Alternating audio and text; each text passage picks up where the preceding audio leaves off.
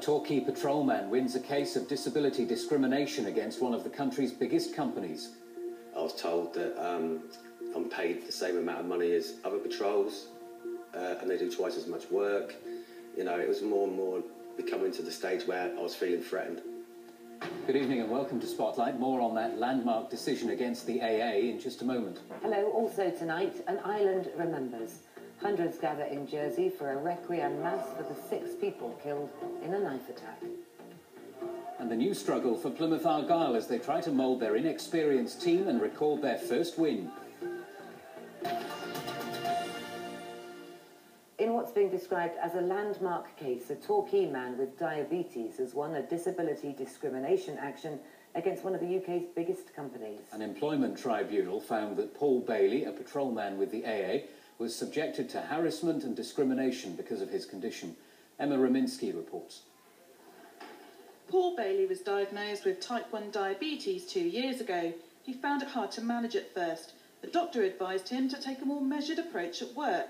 But AA patrolmen have to work long hours in difficult conditions, and his performance dropped. There was still about 1,000 people below me in the country. You know, nothing that should really have highlighted any, but because they knew I had diabetes, they knew what I was going through. But obviously, I was told that I'm paid the same amount of money as other patrols, and they do twice as much work. You know, it was more and more becoming to the stage where I was feeling threatened. Paul sought help from his union when the AA offered him 3 months' salary to leave. An employment tribunal has since found that the company subjected him to discrimination and harassment as a result of his disability. Paul had been trying to raise these issues with his employer consistently throughout. That he's obviously, once he was diagnosed with diabetes, these are issues that most employers deal with every day and do so successfully. We found it hard to understand that such a large organisation like the AA couldn't get to grips with this issue. Paul's local MP, Adrian Sanders, also has the condition. He worked with Diabetes UK to influence the legislation that protects people with disabilities.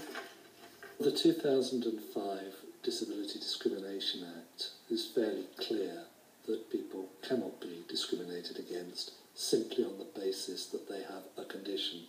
You need to do a lot more to assess what that person's ability is.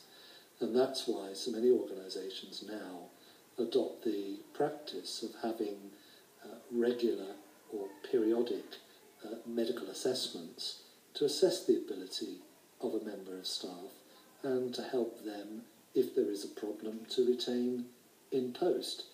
In a statement, the AA said they have received the judgment from the Employment Tribunal and take on board their comments. They say they take diversity issues very seriously and are working with Mr Bailey on a satisfactory outcome. They also say he remains employed by the AA. Paul is now happy that he's returned to work on reduced shifts. Emma Raminsky, BBC Spotlight, Torquay. Well, earlier I spoke to Libby Dowling from the charity Diabetes UK. I asked her what she thought of the outcome of Paul Bailey's case. Well, I think the outcome of this case is extremely positive for Mr Bailey. He's obviously gone through a terrible time with the issues he's had around his diabetes in the workplace, and we really feel for him for that. But what it does show is a great step forward for people with diabetes and the recognition of the issues that can happen in the workplace if you have diabetes. Indeed, there must be hundreds of thousands of people who manage the condition and live a relatively normal life. I mean, how does it impact on people generally? Well, depending on the type of diabetes you have, you will be looking at taking regular medication, and for people with type 1 diabetes, as Mr Bailey has, that would be insulin, either by an injection or by a pump. And you'd also need to be checking your blood glucose levels from a finger prick blood test several times a day. You often need to be careful about the amount and type and timing of food as well, and also be aware that sometimes your blood glucose levels can drop too low, causing a hypo or hypoglycemia, which needs treating straight away with something sugary. That's something that most people with diabetes can tell when that's happening, so they would be able to treat it themselves. But it's, again, something to be aware of. How often do you come across cases of discrimination against someone who's got diabetes? Unfortunately, at Diabetes UK, we do still come across cases of discrimination, be it in the workplace, in schools, in social life, and I think, largely due to still quite a lot of myths and misconceptions around diabetes. Diabetes UK has produced an advocacy pack for people with diabetes in the workplace, which tells them their rights and their responsibilities. And we also have the ability to support an individual through a discrimination case as necessary. But sadly, they are cases we hear very, very regularly, even though there are a number of people, many, as you say, thousands of people, who live with diabetes, work with diabetes, and it doesn't impact on their life whatsoever. OK, Libby Dowling, thank you very much indeed for joining us. Thank you.